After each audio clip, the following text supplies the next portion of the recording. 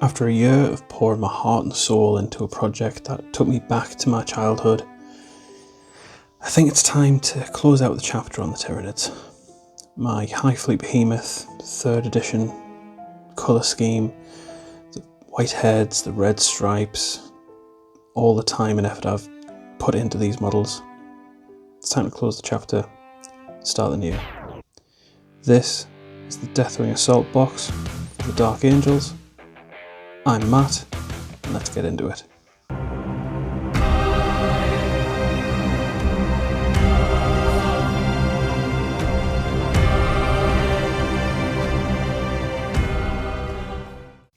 How's it going, guys? I'm Matt, this is my beard, and welcome to the video.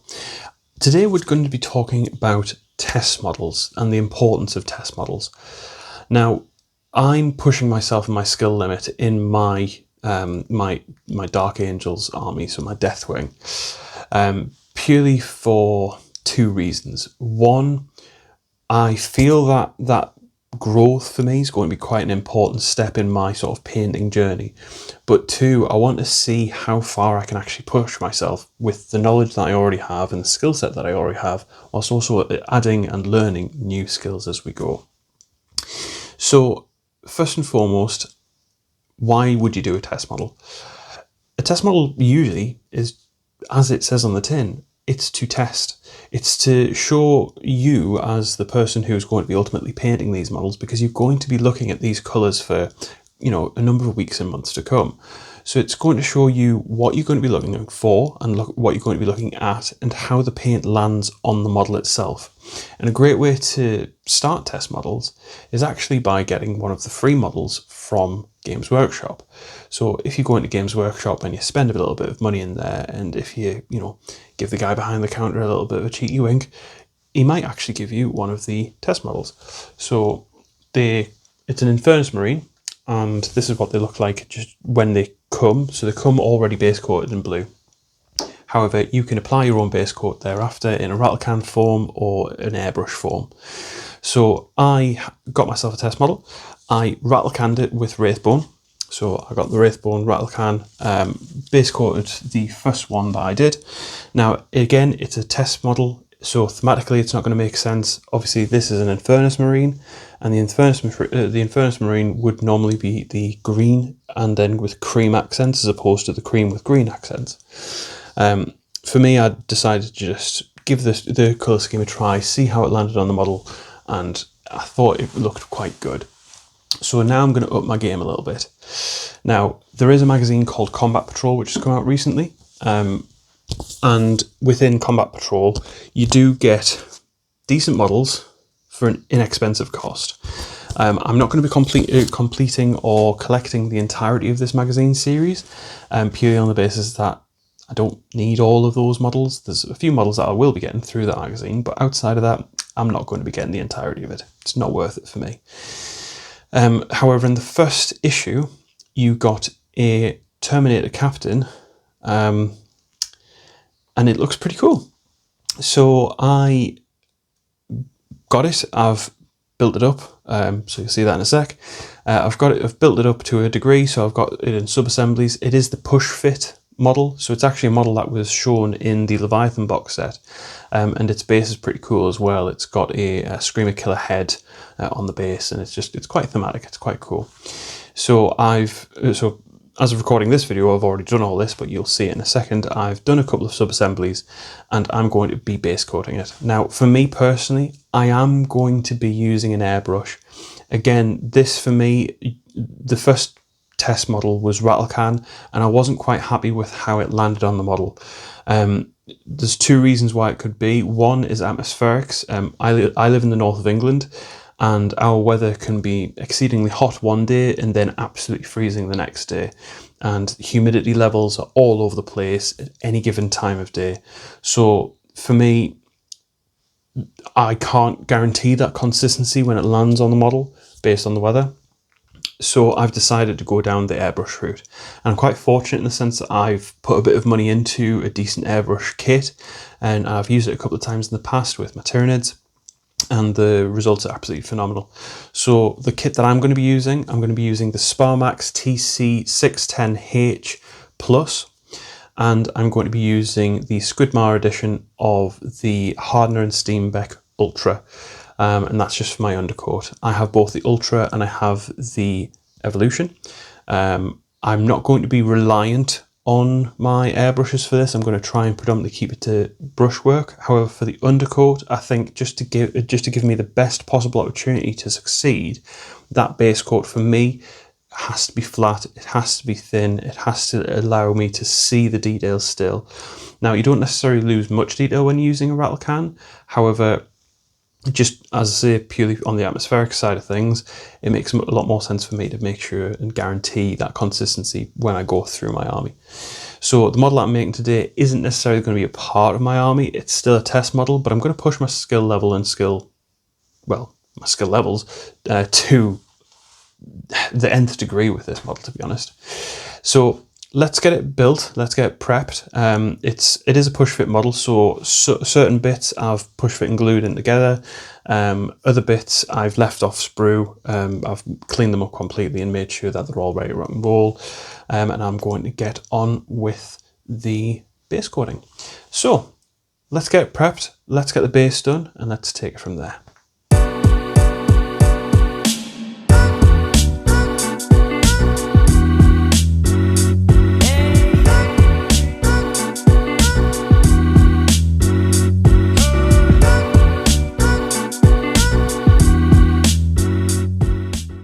So, we're going to start off with the actual base itself. We'll move on to building this guy in a minute, but I just wanted to give you guys a quick overview of what I'm going to do to the base to begin with, and then I'm going to set that off to the side to dry. Whilst that's drying, we can crack on with the rest of the model. But for the time being, so I have glued the mould onto the actual base itself, so you can see the Screamer Killer's head there. You can see the footprints as to where the actual Captain's feet are going to go. And you also see the Screamer Killer's head just nicely modelled, tongue sticking out and just looking all sad from his, fateful fight with the Captain. A little bit of carapace on the back. Got some stonework on the sides. Now what I'm going to be focusing on predominantly, I'm going to be using a couple of different mediums to achieve this, but I'm going to just finish off the actual base itself. So where there's still some black showing from the actual base proper, I'm going to be using a couple of different products. So first and foremost is the concrete by AK Interactive. So this is Terrain's concrete. It's a diorama grade material that I use. That'll be put in strategically as necessary, so around this little area here, and then also I'm going to be putting some along the back here. Outside of that, I'm going to be using some of the Element Essentials range. Now I'm not going to go too far up the what's the word? I'm not going to be going too far up the ladder with this, but I'm going to be using the fine grit, which is effectively a really fine sand composite, and maybe a little sprinkling of the medium grit as well. I do have access to the basing gravel too, but I think that'll be only maybe a couple of these. I'm quite particular when it comes to finishing off bases, and so I'm going to put that time into making sure this feels right. Again, this is a model that I'm going to be looking to complete in a quality fashion to the highest standard, so I'm going to put the time in. So let's look at basing.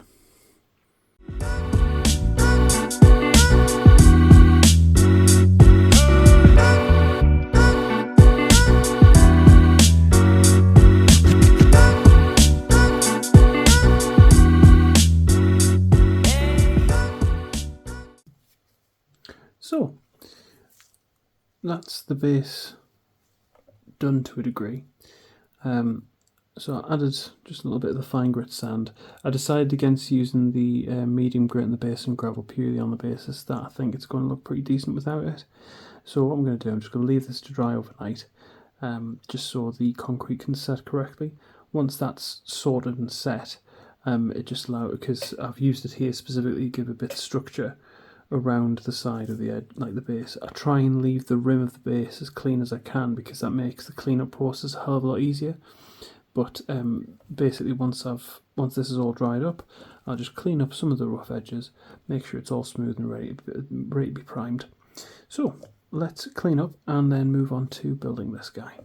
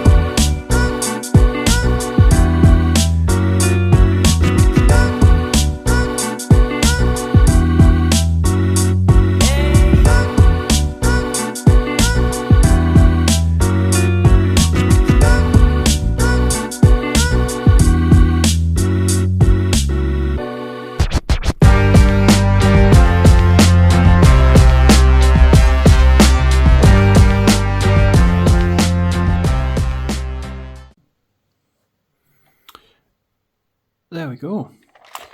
So I've put it in one of these boxes just to be on the safe side. In the real world, I'm not going to be doing the airbrushing of this now. In the real world, it's like midnight, and I'm going to go to bed. And my compressor, well, any compressor, is loud. So he's ready to rock and roll. I'm going to be doing the base coat on the base, and I'm going to be doing a base coat on the Capitan himself, and we'll then pick the story back up once that's all done. So for me, this is going to be a little bit of a wait, but for you, in 3, 2, 1. So I would be lying if I said this was a straightforward process. It has been quite a while since I've done any form of airbrushing. So I did a test spray first, and it was coming out really badly and really speckly. So what you see here is the second attempt, and it seems to have come out okay.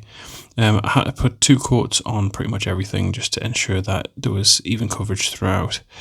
But ultimately, it worked quite well. I was quite happy with it in the end, and you'll see in a moment. But one of the things I will say is I'm so glad I'm really glad that I did a test model. Like, really, really glad. I think if I would have jumped in straight away with the airbrush on a regular model, I would have been sorely disappointed, and that's because, again, from a experience standpoint, I'm not too experienced when it comes to using an airbrush. I've used it a handful of times, and I understand the principle and the process, but ultimately, practice makes perfect. And this is just one of those instances whereby I made a mistake first and foremost. I worked out what the mistake was, changed the consistency of the paint, and I went back in, and as you can see, it's landing quite nicely on the model. So I've done 2 layers of the base coat of Wraithbone. It worked out quite nicely, and yeah, I'm pretty happy with the actual end product. It's quite a smooth transition. I say transition. It's quite a smooth coverage, and it will serve as a great foundation layer to work from. So now that this is all sprayed up and dried, let's jump into some actual painting of it.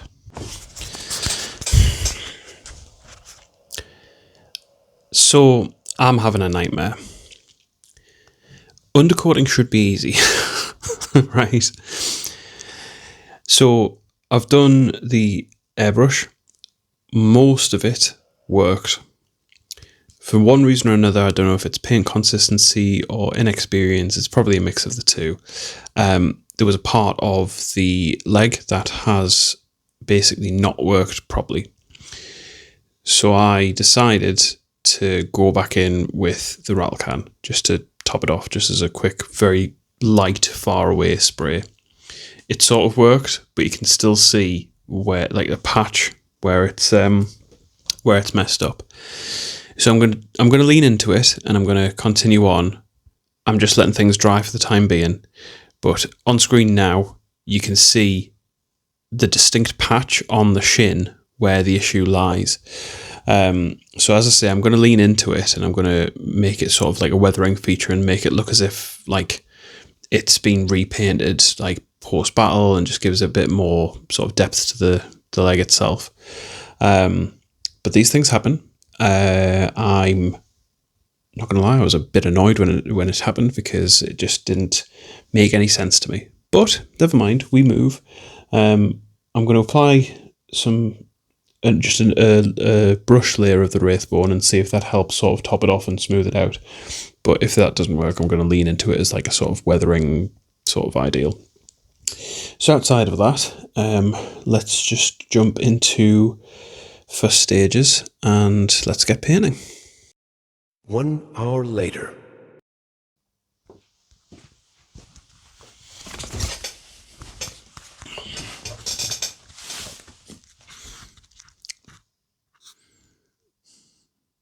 Hello. So I had to take myself for a walk. It's not very often this happens, and I'm sure it's something that happens to everyone. So I'm just going to quickly jump into this for a second just to identify it and just to kind of like recognize it. Sometimes you get yourself in a little bit of a mental tiz in this game. I love this hobby. I absolutely adore it. It's, you know, it's a really good mental reprieve, but sometimes, just sometimes, it gets you on the ropes. I couldn't quite work out why I'd made the mistake that I had done, but I did, and I think I know roughly where I went wrong, and it's fine. But sometimes when you get yourself in that little sort of rut of frustration, it's far better to just put the paintbrush down, pick yourself up, go for a quick little walk. I ended up going for about an hour. So I went for a nice little wander, fresh air, just clear my head and get myself back in the game, because this is meant to be fun and I want it to be fun. And I think if I painted in a frustrated way, that would just not be good for anyone. So rather than not tell you guys about it, I'd rather tell you guys about it and rather be just upfront and honest, because sometimes it happens.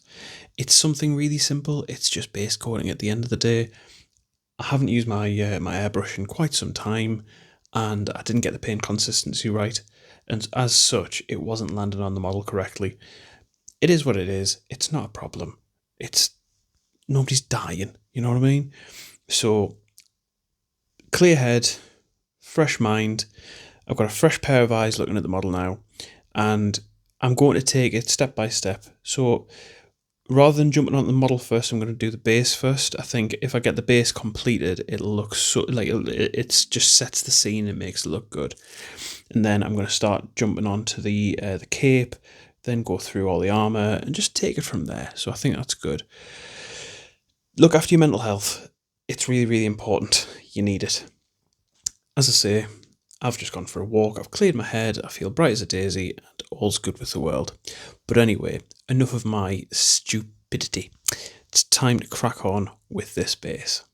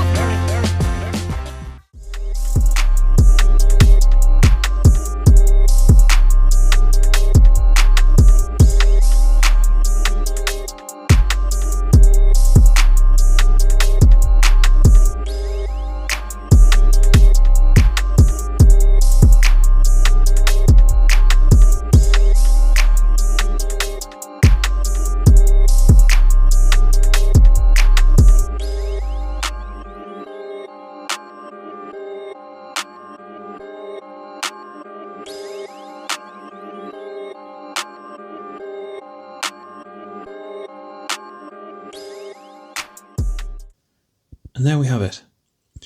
I'm absolutely blown away with how this has come out, to be honest. I'm really, really happy with how well it's turned out.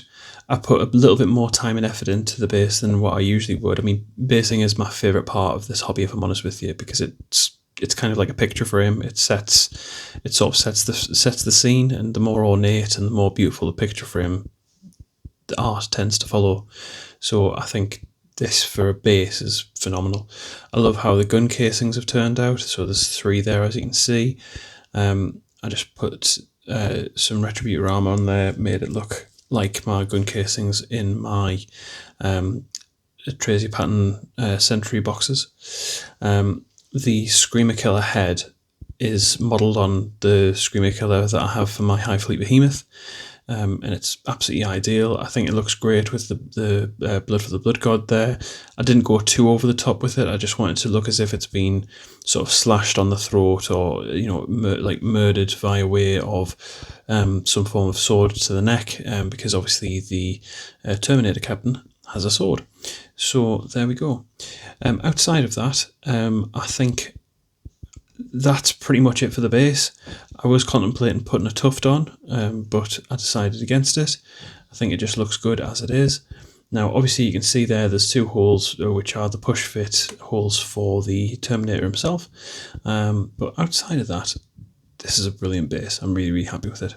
So I'm now going to jump on to do the cape. So I'm looking to do like a dark green outer cape with like a deep, like rich purple on the inside of it. I think that would look really, really cool. And that's going to be something that I'm going to take forward throughout the entirety of any fabrics that come into the Deathwing. Those 2 colours combined complement the cream of the armour really, really well. So I think if I put that thought into it now, and just have that creative decision ready to use going forward, then we're under a winner. So let's jump into the cape.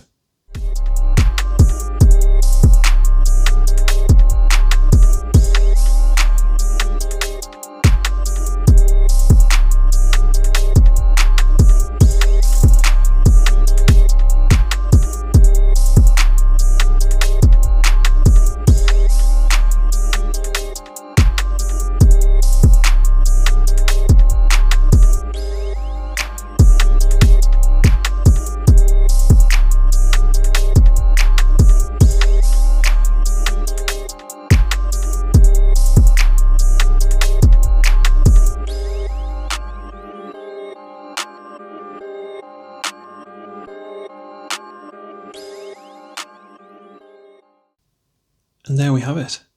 I'm really happy with how this is turning out so far. Capes are something that they're a bit of an art, if I'm honest with you. The different folds of the cape and the different ways in which the light would naturally hit a cape, it's something that is quite intimidating when you're trying to game it out when it comes to the actual colour lie. So how I tackled this, because I wanted the main predominant colour to be a Caliban green, but how I got there was I put a 50-50 mix of Abaddon black and Caliban green as my base colour, and then I've highlighted it with a Caliban green using a wet blend gradient going between the 2 to get to that stage. And I think that the way that it's turned out, it's absolutely phenomenal. It really, really gives a bit of depth to the actual cape and actually makes it look like a material as opposed to, armour or something solid. On the inside, I've done Nagaroth Knight. Sorry, not Nagoth, Nagaroth. I always say that wrong. So Nagaroth Knight, and it's just one solid colour. I haven't added any washes. I haven't done any highlighting or anything like that. It's just the solid colour. The reason for this is the model's going to be in the way. The actual armour itself will cover the majority of this. So therefore, the parts that you do see, it just needs to give that sort of silhouetted solid colour to help frame the actual model and bring your attention back to the details on the front of the model. So there we go, cape is done. I think what I'm going to move on to now is the bolter arm, get all the detail work of the bolter arm done. Now that's currently off of a stand or a clip, but I think I'm going to put it onto the end of that paintbrush that I've just been using and paint it up. Now I am going traditional with the paint scheme for this, so I think it'll be quite interesting to put the Dawnstone Grey on the side pauldron here, going with the Retributed Gold and a bit of gold fairing here as well. The skulls, I'll obviously bring in the Shabty Bone, looking for a red boulder, then lead belcher on the gun casing. I am actually going to barrel these as well, because drill your holes, guys, drill your holes. Outside of that, it's just detail work really, and we'll get it up to a standard, and once it's at that standard we can move on to the next piece.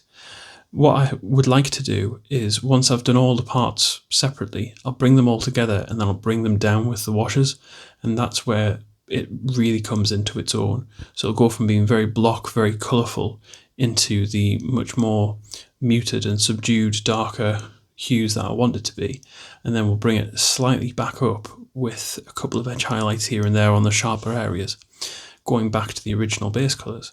So this has turned out quite nicely so far. I'm glad that I got my wind back after having such a nightmare this morning with the airbrush. But overall, really happy with how this is turning out. Let's go on to the next part.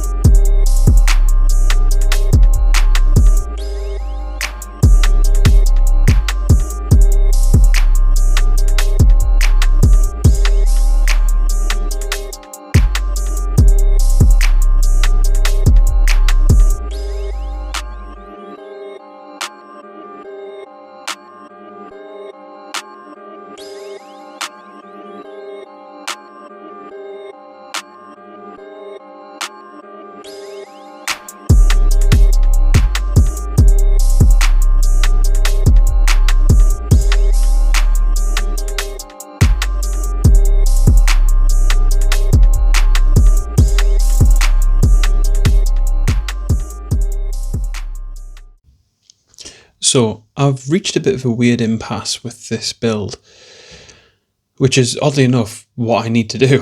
I'm finding that when I'm handling the model, the paint is seemingly rubbing off, as in the base layer, and I think it's something to do with the Wraithbone air spray that I did, or the airbrushing that I did. So I'm going to put the main body on the base, and the arm that I've just done, I'm leaving off. I'm going to do the back of the body and then apply. It's just I don't know. I'm just trying to figure it out. So basically, I'm going to basically assemble what I can and make everything still accessible that I need to, and then I'm going to move on to the other arm and the body, and I'm going to finish off with the head. This build's been really weird. I don't usually have this much issue building and painting models, like, at all, and this just seems to have been rife with issues. The only thing that's gone right is the base, but never mind. Anyway, I'm going to crack on. I'm going to attach him to the base. I'm going to do the back of him. Then I'm going to put his cape on, and then I'm going to attach his painted arm, and then I'm just going to build him. I'm just going to build him apart from the head, paint him, paint the head, put the head in. Job's a good one. This model's just baffling me. It's just baffling me. I don't know what's going on.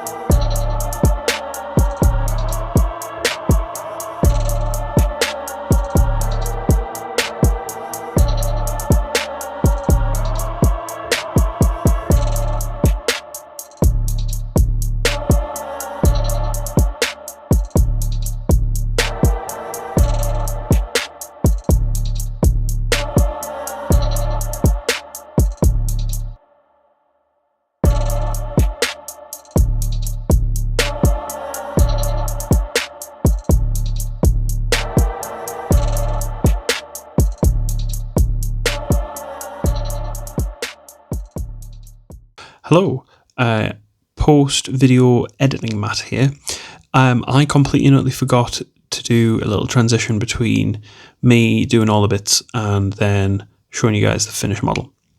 So, first and foremost, here's a picture on screen now of the finished model painted prior to washes and head. So I put the head in after all of this, and I did paint the head separately. I didn't want to film that just because I thought I'm not the best with flesh tones, so I thought I'd just do a quick head. It's a test model at the end of the day. That's the whole up and down of it.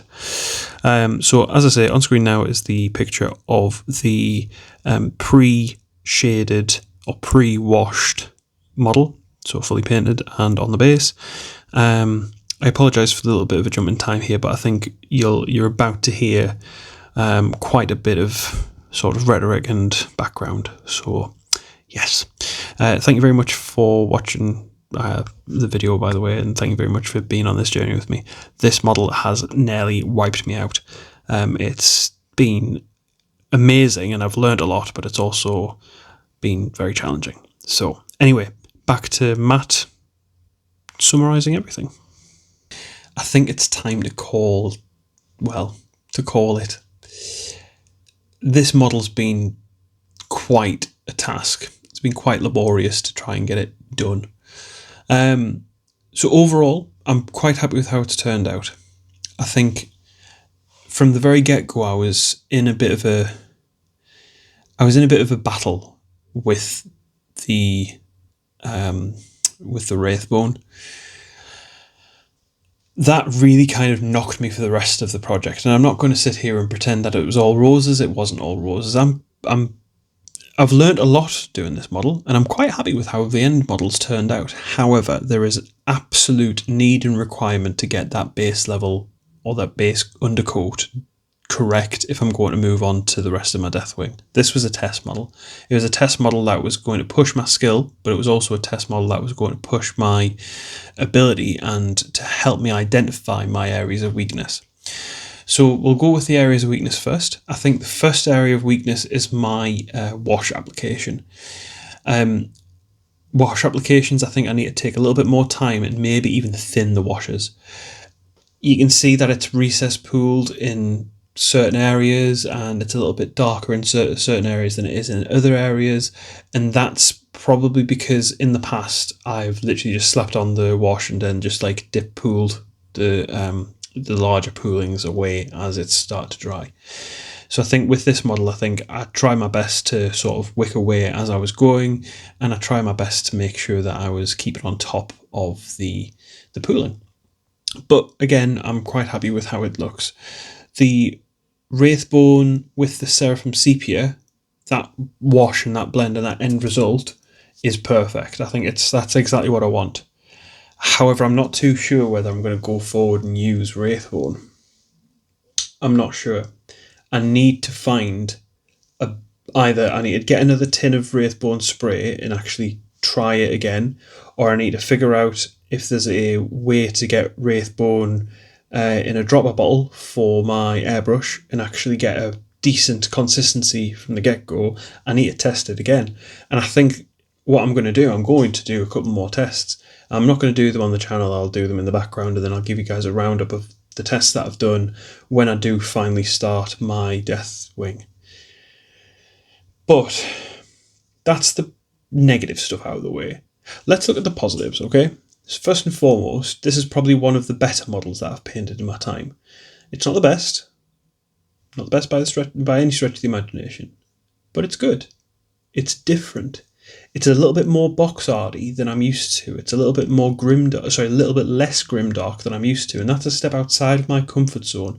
Grimdark's my wheelhouse. So I can enjoy that. I can really enjoy that. But with this, there's just something a little bit different. It's a little bit more poppy and a little bit more bright. But that's naturally going to occur with this colour scheme. So that's something I've got to take into consideration going forward.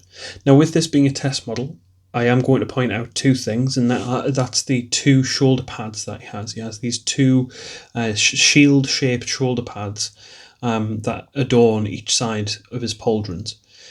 And they're flat, they have nothing on them. on a finished actual model for the build, like for the army, that would be different. They may have a transfer, they may have something on there, there may be even some scripture writing on the purity seals. But for the sake of this being a test model, I didn't do those things just because it was going to, 1, save me time, 2, save me the effort, but 3, I think it doesn't make sense to do it on this specific model just because I wanted to see what it looked like as a fully composed piece.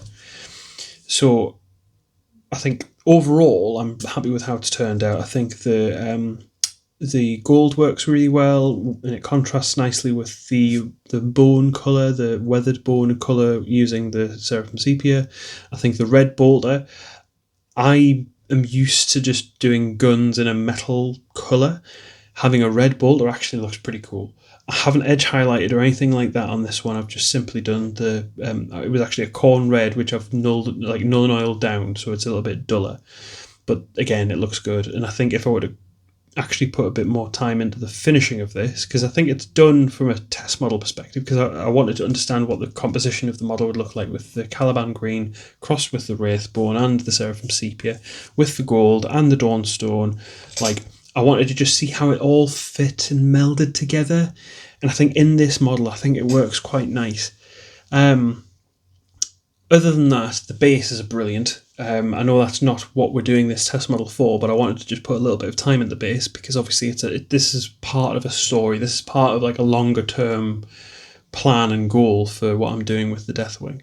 So I think, I'm quite proud of the base. I think it looks bob on.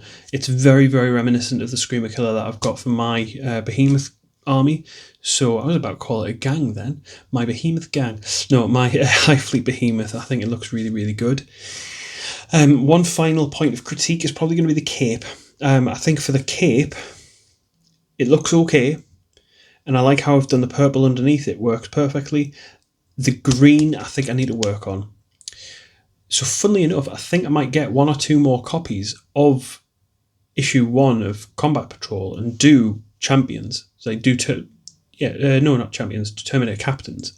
So they'll be my test model. Either that, or I might even get the Intercessor gang. There's I think it's issue 3 of Combat Patrol. It's a really cheap way to get cheap models and get test models out of those, as opposed to breaking into a kit and losing half a gang or half a squad or whatever.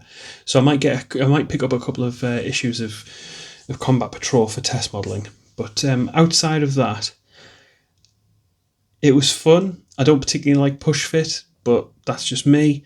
But it sits well, it stands nicely. I think the colour scheme as a whole, and if you compare it to the first iteration, I think it does look quite good. And you can tell that I've put a bit more time and effort into this. So there we are. So I think that's where we're going to leave this video. It has been a bit of a weird one. I wasn't anticipating this result. I was anticipating a little bit more positive of a result. However, this is why we do test models. And this is something that I've been thinking and ruminating on whilst I've been painting this model. I didn't do any test models for my Behemoth army. What I did do was I jumped in with a squad of Termagants and I just did one after another, after another, after another. And once I got that consistency and once I got that sort of, because they all looked roughly reminiscent of each other, but they weren't finished. The first batch anyway, or the first squad. But as my time and my process got refined over the 120 odd models that I've done for my High Fleet Behemoth, I understood what colours I was using, I understood how to use them, I understood how they flowed on and off the brush, I understood where to apply the colours and to where to stop applying colour. And I think that's probably going to be the situation with my Deathwing. The Dark Angels are a beautiful army, just aesthetically pleasing. Like I'm not talking anything to do with lore. This is purely artistic. What I'm talking right now. It's nothing to do with nothing to do with lore. Nothing to do with like any of the books or any of. It's just purely the art side of things. The aesthetics that I'm personally enjoying. So I think overall, let's summarise. For a test model, I think I've done really well. From a establishment of my floors, I think that's worked out quite nicely too. I need to work on my wash application and where it is I need to be a bit more precise. Maybe the consistency of the wash, not just going straight from pot on a miniature, maybe thinning it down with a medium, something to that effect.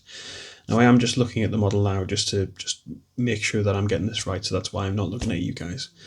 These are beautiful, don't worry about it.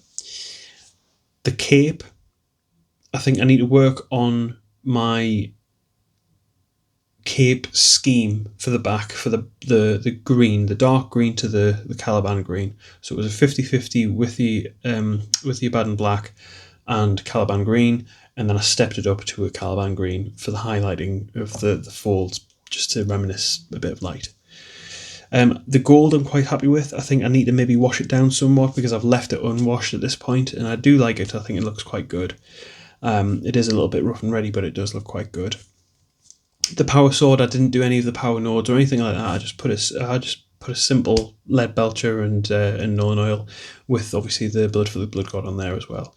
But anyway, sorry, I go back to the summary. So wash control, wash mediums and wash consistencies, and precise application of washes, that's a focus. The cape, that's going to be a focus as well, and also the gold, just to understand how to draw that down a little bit. I haven't done any edge highlighting or anything like that on here, but obviously in future miniatures I will be looking to do that. But outside of that, I think I've done quite well. The face is alright for a face. I mean, I haven't done much skin or much flesh in quite a while, but I mean that was Cadian flesh tone with Relican flesh shade, then going into Keslev flesh. Simple as that.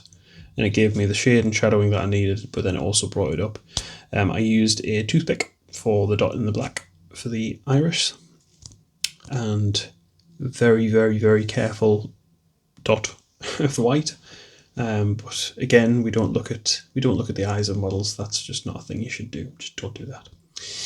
So outside of that, guys, I think that's going to be the wrap up. This has been quite a long video. I've enjoyed it. I've learned a lot, and sometimes it's like this. And I think the big takeaway for you guys is the following.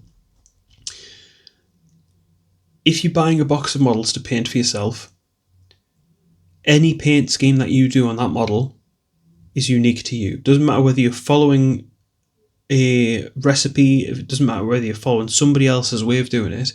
That model and that paint scheme is unique to you because you're the one applying the paint in the first place. And no model is painted badly. You can sit there and look at your model for hours and hours, and you can critique it, you can rip it to shreds, and you can say that you could have done X, Y, and Z better. And that's fine, you can do that. But remember, every model that you do, you want to make sure that you're trying to refine yourself as you go forward. So for example, I'm really happy with this model. I think for a test model, it's really quite good, and it has actually pushed my ability. It has. But in the same breath, it has also identified areas where I can improve. And if you can identify areas which you can improve as a painter, or in any walk of life, but for this we'll focus on the painting because I don't want to get philosophical on you. It's long video enough as it is, so sorry. If you can pull out one or 2 points that I could have done that bit better, or I need to put some thought into that or research that to understand how to do it better and more proficiently going forward, then that is a far more effective way of critiquing your models. It's pointless going, it's awful, it's insert expletive here, I don't like it, put it on the shelf, forget about it. You end up with a pile of boxes of models that you've bought in lieu of buying, in lieu of doing this whole project or whatever. And you end up not doing them, and it ends up just collecting dust, or you sell it on Facebook Marketplace or on eBay or whatever. And it was like, well, that was a waste of time, and also you've lost yourself some money there, and you've kind of talked yourself out of it. That's not the way to do it. Test models, I've got a bigger appreciation of test models now. A much bigger appreciation of test models. And I think I'm going to do a handful more before I step into the Deathwing. So on that note, if you've liked the video, drop me a like. Thank you very much. I really appreciate it. I think I have a question for you, which is, may I have constructive criticism? Maybe not constructive criticism, or not even not to. Well, no, I'm not gonna stipulate it. In the comments, I would love to hear what you guys think of this model, ways in which I can improve it, and ways in which you feel that I may have missed a step or missed something. That will help me build my understanding of where I could potentially improve here. And that's what I would like to do. I would like to improve to a point whereby I feel comfortable enough to get my paintbrush and get my paint and get some bloody deathwing done, because I am so looking forward to getting that army started. But I'm going to do the test models first. I'm going to make sure I do the test models first, because that's important. I've recognised the importance of that, because I want this army that I'm going to do to look really good. I want to push my ability. I want to push my skill set. I'm not going to sit there and pretend that I know how to do OSL. I know how to do NNM. I can't do NMM. You know, there's all these great skills that I've tried in the past and I've failed at, or I've tried and not maybe hit the mark. But for this, if you'd like to comment down below ways in which you think I could have improved, things that you think may have helped me, maybe even link me to some resources, that would be great. I'd really appreciate that. And then finally, if you want to join me on this journey, or if you haven't done so already, please subscribe. It really helps me out, and I'm really happy with how that growth has happened recently. As of recording this, I'm on 85 subscribers, and just last week I was on like 60 odd. So thank you for all the new people here. This is a different kind of video. This is me kind of like, you know, pad-footing my way through a new process, and I'm trying to learn as I'm going. And I think the end result will be great, because what will crown this army, what will crown the Deathwing, is the Thunderhawk. And I don't think I've earned a Thunderhawk yet. Not in the subscriber count anyway, because I did say once I've hit 750 subscribers, I'll be getting myself a Thunderhawk. And that's for the Deathwing. So I've got from now until then to get my process down and get the other guys done. So yeah, if you've liked the video, please like. Comment down below any improvements or anything like that you feel that I could make. Any any advice, that'd be great. And if you're new around here and you want to see me go on this journey and you want to see some more videos, have a look at the rest of them, please feel free to subscribe. So anyway, I've been Matt.